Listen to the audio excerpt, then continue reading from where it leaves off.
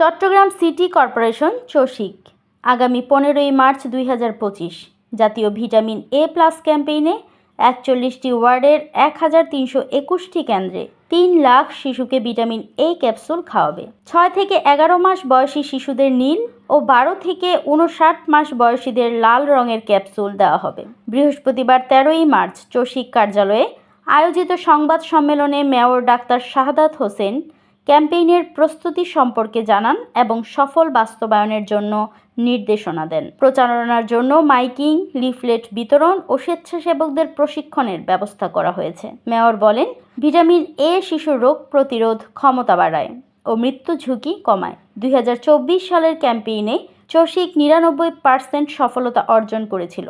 অনুষ্ঠানে চসিকের প্রধান স্বাস্থ্য কর্মকর্তা ও অন্যান্য চিকিৎসকরা উপস্থিত ছিলেন। দৈনিক আজকের বাংলা .net